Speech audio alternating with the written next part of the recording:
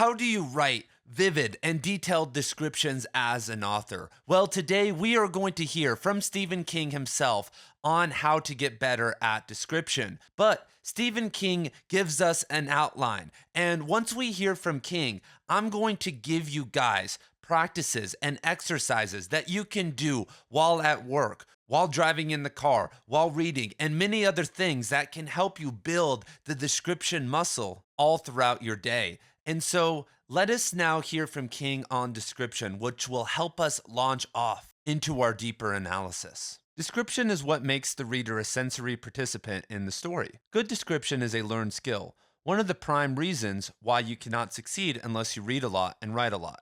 It's not just a question of how to, you see, it's also a question of how much to. Reading will help you answer how much, and only reams of writing will help you out with the how. You can learn only by doing. Description begins with visualization of what it is you want the reader to experience. It ends with your translating what you see in your mind into words on the page. It's far from easy. As I've said, we've all heard someone say, "Man, it was so great," or "so horrible, strange, funny. I just can't describe it." If you want to be a successful writer, you must be able to describe it, and in a way that will cause your reader to prickle with recognition. If you can do this, you will be paid for your labors, and deservedly so. If you can't, you're going to collect a lot of rejection slips and perhaps explore a career in the fascinating world of telemarketing. And King, right off the bat, throws it in our face that we have to be good readers. And most writers that I know who call themselves writers are not that big of readers. Maybe they read a couple books a month, but the reading that King is talking about is over 10 books a month at a minimum. And if that seems like a lot for you, then you probably have two issues. You probably have a time management issue, a motivational issue. Or number three, you have no good books to read. And I have assembled a free document of Stephen King's favorite 75 authors and books. There is no resource available online that has put together every book that he has loved. And so the link to that is in the description below if you are interested in expanding your reading list with books that have been vetted by Stephen King. And the reason you need to read widely is that different authors focus on different types of descriptions. And that's because, at our core, we visualize and perceive different things in everyday reality. And we put precedence over what we want to focus on just based upon our preferences. And when you are out in the world, you can start to filter and notice some of these things, but you cannot notice everything. You can install a software or put on a certain color of lenses and see the world through that manner. And that's going to be much more impactful than trying to catch everything. And that is what King is saying here when he is saying reading will help you answer how much, because you're going to see how other authors do it. One of my favorite authors, Tom Wolfe, we see his book right here. It's called A Man in Full. He is like an acute over describer. For instance, he will describe someone's closet for like 6 pages and everything that's in it, and a man cooking a bacon breakfast for 2.5 pages. But it gets you into a certain flow, and he's so good at it that it doesn't really feel like work. Famously, Herman Melville in Moby Dick would describe the inventory of a whaling ship for pages upon page, and that was hard to get through. And I know it was a different time, but there is an element of this maximalist style of over description. Another favorite on the channel, David Foster Wallace, he likes to do that a lot. And speaking of David Foster Wallace, I run a Write Conscious book club where we are currently about to start reading Stephen King's On Writing and going deep into a lot of the stuff we're talking about here. And so if you want to read that book or any of the 8 other books that we are currently reading, and in the book club, we will always be reading 6 to 10 books. There are courses on the Substack, a writing group to help writers keep accountable, and a ton of other stuff. So if you're interested in that, I will put a link down in the description below, and let us hop back to the video. And I don't really prefer to do that, but the reason you look at the world and understand these different types of descriptions is that there's going to be a moment in one of your novels in the future, or a character or a short story, where you are going to need to over describe. And especially in the modern world where everyone is kind of hyperactive and these types of things are happening. Look at me. I am talking so fast. I am a high school teacher. And my principal, she's like, "Ian, you do a great job at teaching, but you need to slow down." And I totally understand that, but my brain is synapsing at such a massive rate that I want to talk and describe everything that I can. And there are chronic under describers too. But you need to understand the depth of the landscape, all the different types of plays in the playbook, and then you can start writing.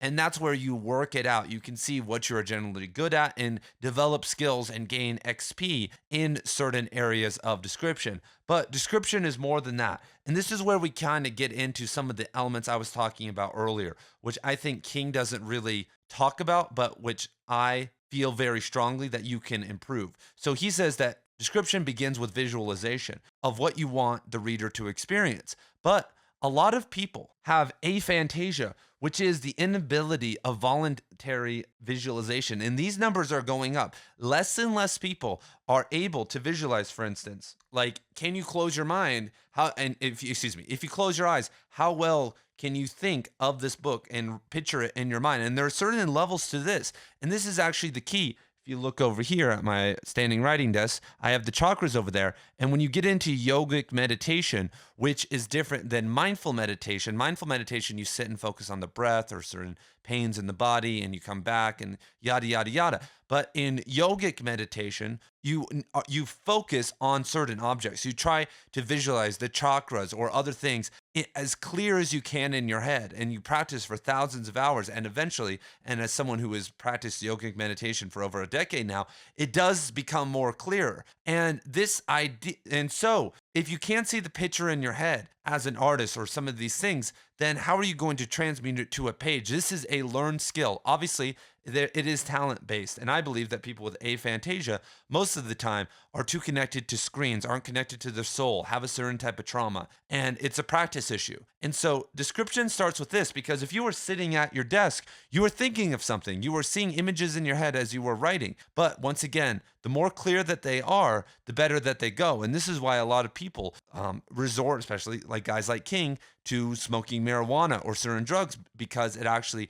enhances this ability for visualization. But obviously, it is a drug and it is short term and has other negative consequences. And I know marijuana is a drug, caffeine is a drug, aspirin is a drug. So I'm calling it a drug. And I don't know if you guys know about one of the greatest poets of all time. His name was Rainer Marie Rilke. He was a German poet. And when I say he was one of the greatest of all time, like, I stand behind that statement and would go into battle and die over that. Like, objectively, not just my favorite. And what makes him so great, one of the things is that early in his life, he studied with a sculptor named Rodin. And Rodin is one of the most famous sculptors of all time. And what Rodin did, so Rodin would have his artistic pupils go out and mimic and imitate certain statues or animals at the zoo. But as a writer, it's a little bit harder because you don't have that direct response. And so Rodin told Rilke, you need to go out here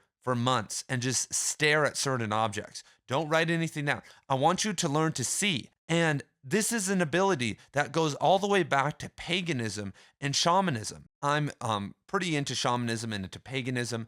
And a common exercise that has been prescribed globally, especially for acolytes, is to go and pick a certain object in nature, whether it's a plant or an animal, and become one with it. But what is becoming one with it? Well, it's just basically sitting with it and staring at it and understanding it at as deep of a level as you can.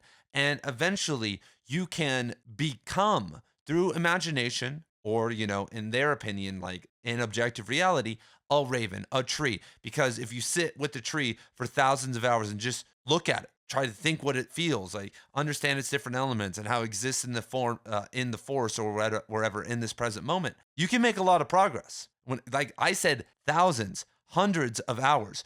Most of us have never even put hundreds of hours into any skill, maybe outside of our job in our entire life. And so imagine sitting immersed for 6 months staring at ravens. You're going to have a very deep relationship with ravens, but at the same time, you're going to be building this skill of sight. It's a muscle, being able to see, because we, as I talked about earlier, are always wearing the rose-colored glasses. And so there's two different angles to this. When you are out in the world and you are maybe looking like, I want to write description in an over-described way or an under-described way. Okay, so when you're in conversation or these types of things, you can put that on. But I feel like that is level 2, because at level 1, if you cannot describe something accurately in reality, then why are you writing at all? And this is the main thing I work on with my students. All throughout the year, we do these 3-line poems where we just describe things. Luckily have windows in my room and we can see outside. My school is out in the desert, and sometimes we take walks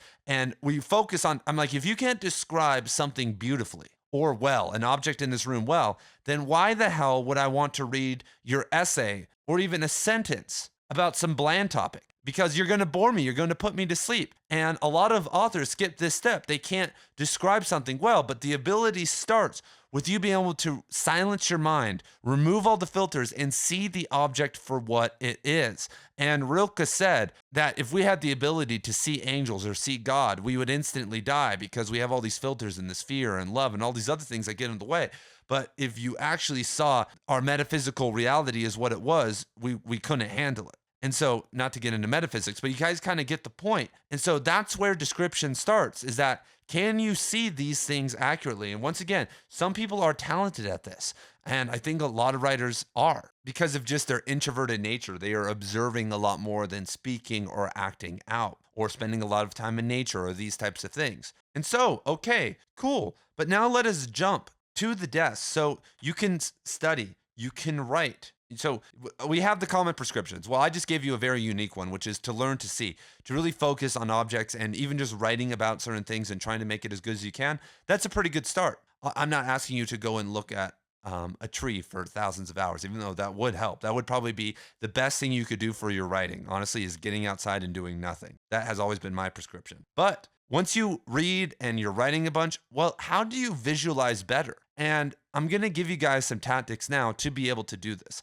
And what this really comes down to is the movement of energy down into the body. And this could be objective or subjective, depending on how you want to look at it. And I'm going to present both opinions in the sense that if you don't believe in energy or anything woo, then that isn't required. But if you, for instance, fast for 5 days, you are going to be much more ungrounded than grounded, because when you are very grounded, it's hard to be able to visualize. Think of after you've had a big meal, you went out to eat, you had some wine, you were hanging out with the friends, maybe you got home and got on top of your wife, as Brock Lesnar once said. And so you've released everything. You're grounded. You're tired. Your visualization skills are at ground zero right there. That is not where you need to be. But imagine if you haven't eaten in 5 days. You're going to feel very ungrounded, and you may not be able to hold on to images because they'll be so fleeting. And this point is accentuated by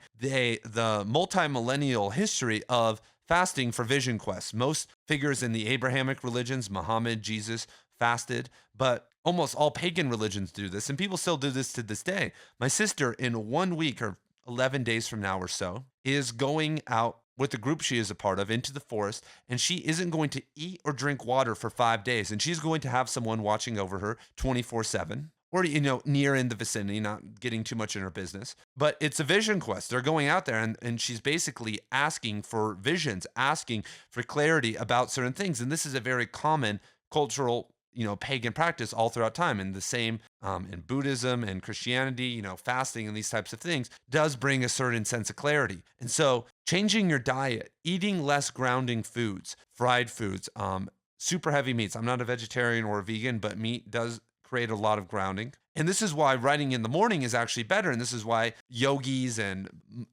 Buddhists meditate in the morning, is that's when you have the most amount of clarity, because you have digested all of your food and stuff. And this is why I think a lot of the greatest writers of all time write in the morning. Or eventually you switch to that because you have this fresh ability to be able to visualize, and you don't have kind of these things bogging you down. Next is any type of spiritual practice. I understand there's some Christians out there that don't want to meditate. Well, just prayer in general will help you with this, because you are visualizing, you are kind of zeroing in. Obviously, meditation for anyone out there, I would highly recommend it.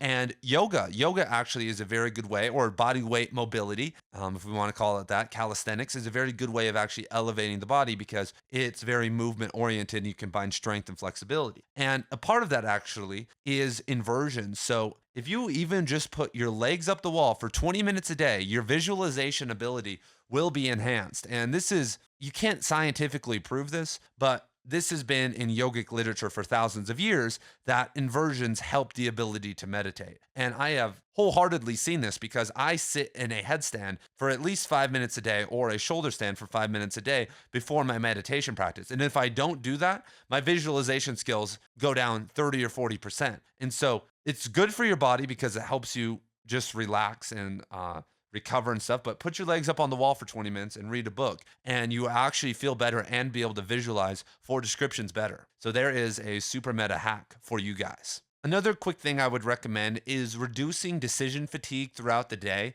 As a teacher, for instance, like right now it's my summer off, so I'm like finally gaining some clarity of mind again. That's why I'm posting more. But as a teacher, it's said that on average, the average teacher has to make 150 decisions an hour, and I think it may be more because someone's getting up. Can I do this? Can I do that? Johnny's walking over there, and I know if he gets over there, he's going to create trouble maybe, so I have to get him down. Like, how do I be nice? Do I be forceful? What do I threaten? It's just like there could be 10 decisions in like 10 seconds as a teacher, and 150 decisions a day times 8, plus all the personal decisions I have to make, and yada yada yada. It's insane. And the same could be said with your your personal life and what you are doing and the stresses and the certain choke points that you have in your life. And so it takes mental energy to be able to visualize, to be able to put your effort into description. And so I would highly recommend doing whatever you can to reduce that load. For instance, I do all my laundry and set out my outfits for the entire week on a Sunday. I do a lot of meal prep. All this reduces decision fatigue. So I don't need to be like, what am I having for dinner tonight? Like that causes a lot of stress. Or it could cause a lot of problems if I'm like, oh shit, I don't have anything. I have to go get fast food. And then I feel bad and feel way too grounded. And so coming back to description and how to describe better, like I just gave you guys the alternative take on all of this, which you won't hear anywhere else. But what good writing does is it describes the things that seem to be undescribable. For instance, the biggest one that you hear about is psychedelics. Like if you've ever taken a psychedelic before and tried to write about it, it's really hard to capture that feeling. And it's so hard that people are shocked. People who have read, I have a friend who recently took psychedelics for the first time, and he did so much research, you guys. Like he read books and he talked to me, he talked to all these different people, and like what to expect, yada, yada, yada. And okay, he had all that information, but almost none of it other than the advice, just relax and let it take you, don't fight. That's the only thing that actually was relevant, and everything else, all the words, all the things were not enough for him to be able to get a preview of the experience. And that's kind of at the highest order of magnitude. But if we had one of the best writers in the world describe a pickleball game, you can generally feel what it's like in your head, even if you've never played ping pong, tennis, table tennis, or pickleball. What would it be like to participate? Because you've done something athletic before. You know how sports work. It's nothing too alien or out of the ordinary. And so there's a general hierarchy here. And I don't think it's impossible to be able to describe psychedelics well, or some of these kind of higher order things, talking to God, or, metaphysical stuff, or love, those types of things. But you have to think about it a lot. The higher the ask, the more time and space you have to put into it. I think that most of you guys could reasonably describe a pickleball game with the description skills you have, but I don't think you could describe the feeling of love at a super deep level that well, unless you're a super advanced writer and have been thinking and toying with that for a long time. But when you look at the trajectory of your career, which I'm hoping will last another couple decades, if not longer, then you need to it's obvious that you're going to deal with emotions like love and hate. Maybe some scenes that involve psychedelics or booze or things like that are going to come up, or fever dream stuff. You're going to be dealing with dreams and symbolism, heartbreak, these types of things, which are, like I said, kind of sex scenes, higher orders of magnitude. So you need to be studying and starting to get better at those things, because a lot of people miss that. And then you're reading their work and suddenly one of these big things come up. Suddenly there's a sex scene and you're like, dude, that sucked. Like that was real weird. Like they didn't describe that or make me feel the right way there. And that's exactly what we don't want. And that's where I think I'm asking you guys to make this big pivot, is start thinking long-term. Start really viewing this as a skill. If you are an entrepreneur, you need to understand sales and copywriting and recruiting and advertisement, organic marketing and content, like all these different things. If you're really trying to build a business in 2024, there's all these different skills. And obviously you outsource those, but when you were starting, you can't outsource some things. And so you have to understand all those skills. And the higher degree that you understand those skills, the better it usually goes so that you're not being manipulated. I have a friend who's an entrepreneur and he didn't know anything about advertisements. He has a business that does well just from word of mouth. He does some organic content that brings some people in. He does some SEO, but he wanted to get into the advertising game. So he hired a guy for like $80,000 a year to do advertising. But because he didn't know anything about advertising, anyone he brought in there was going to know more about him. And so he got this guy, he hired him, and he absolutely sucked because during the interview process, he couldn't vet how much he knew. And obviously, you want your specialist to know more than you. But if you know a lot, then you're going to be able to understand some of the inner workings of these departments. And the same goes with writing. When it comes to description, it's one of these fields. And there are times where you don't need to outsource, where you don't need help. But imagine these pools I'm talking about, these higher order things, as building an employee that's really good. And you may not have to use him one day. You're going to have to use him one day, but he's not always active. Building your general description skills, practicing it, describing anything, describing objects, writing a lot, that will build your skills and you should be able to describe the lower to medium magnitude things that require describing. But start to imagine that one day you may have a big deal on the horizon, that one day you're going to have this big roadblock. And if you want to take it to the next level, you're going to need a specialist in there. And these specialists are part of these higher levels of descriptions. And so start working on those now. And then when those come up, which they will in every single novel, then you're not going to be shit out of luck. So thank you guys for being here. Thank you guys for participating in a fun video. We're moving on to a new author and continuing to cover all the old authors on this channel. But I'm excited to drop some Stephen King content. I would love to see you guys a part of the Stephen King book club, where we'll be talking about Stephen King on writing. And I'll see you guys in the next video. Peace.